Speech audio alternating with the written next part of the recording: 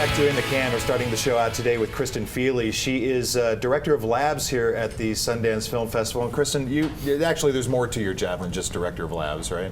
Sure. I work in the documentary program at the Sundance Institute, which provides year-round support for filmmakers, independent feature documentary filmmakers working around the world. And we host programs. We take advantage of all the range of industry that come to the festival. So, well, and documentaries have always traditionally been, I think, my favorite storytelling medium of this festival. I think it's where the festival really got its roots and its foothold.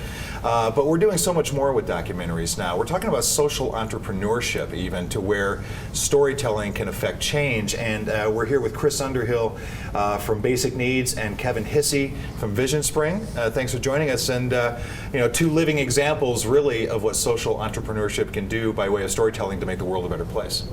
Exactly. We are thrilled. We're hosting them here actually as part of the Stories of Change partnership between the Skoll Foundation and the documentary program that brings together entrepreneurs, as you can see, from around the world who are innovating in their fields, and we pair them with independent filmmakers to really tell their stories more effectively to a global audience. So Kevin, how did you get involved? And tell us a little bit about what Vision Spring is doing and some of the things you're doing in conjunction with the festival. Yeah, I have a long history in the vision business and am enjoying my work at Vision Spring. The mission of Vision Spring and our passion is to make sure everyone in the world has access to eyeglasses. Mm-hmm. And you'd think a primitive device like eyeglasses would already have achieved that goal, but 700 million people in the world don't have access to eyeglasses. And if you take them off and just experience what life is like without them, those 700 people lead a pretty challenged life. And so we worked to get them this simple device. Here at Sundance, what Sundance helps us do and what the Skoll organization helps us do is bring some humanity to that. I could tell the story as being 700 million people and get some level of conviction to the issue, but if I tell it in different ways, like a child who can't see a blackboard, or a person who's wanting to read a Bible or some other religious materials and can't do it, or a farmer whose crop has something eating at the crops and he can't see it, so he doesn't treat them, and they lose their livelihood. Those stories have much greater depth and conviction and bring much more effort to the cause. Right, and Chris, you represent a company called Basic Needs. Yes, I'm the founder of it. Okay, yeah. So you do more than represent it, you are it. Yes, sometimes it feels exactly like that. Yes, yes. What does Basic Needs do?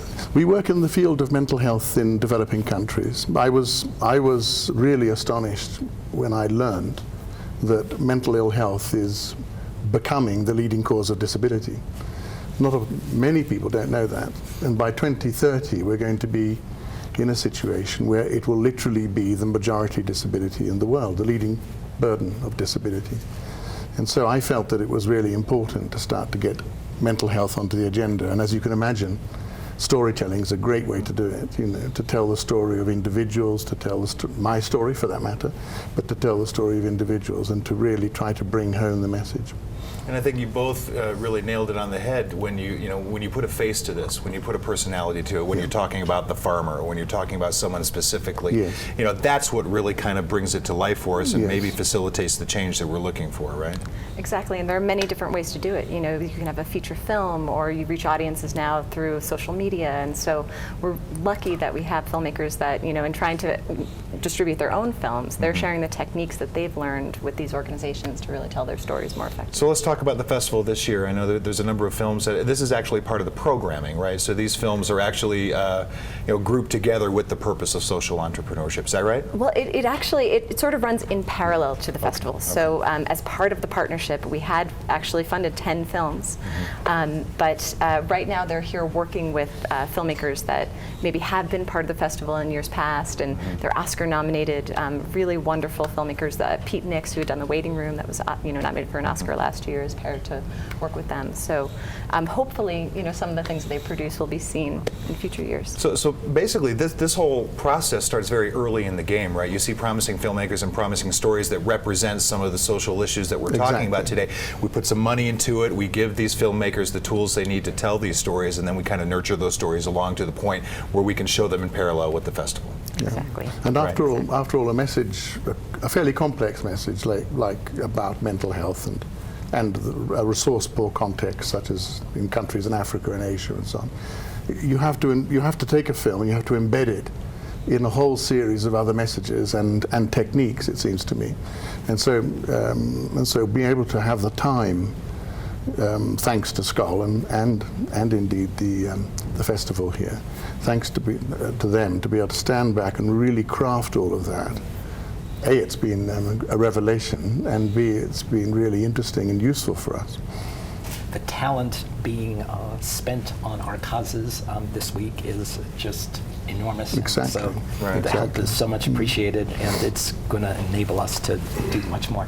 And that was my next question too, is because as every year this goes on and we see the effect of it, does that make your job a little easier in getting more people excited? Yeah, well, that's what we hope. The accumulation of campaigns. There's so much talk about impact, and the work that they're doing on the ground. You see that impact, but as the years go on, you can absolutely. We hope that people will, see it in different ways. On their phone, on TV, in the theaters, and just continue to build. Well, it's a wonderful part of Sundance. We appreciate you being here. And again, documentaries being that truest, maybe most organic form of storytelling, it seems like a perfect fit. So anyway, good luck with you, Kristen, and Kevin and Chris, thank you for being here. Thank you. Great to be here. Again, it's all about social entrepreneurship. Sundance doing more than just putting films in theaters. We're actually trying to facilitate change for good in the culture and the society we live in. It's good news for all of us. Got more in the can coming up after this. Stay tuned.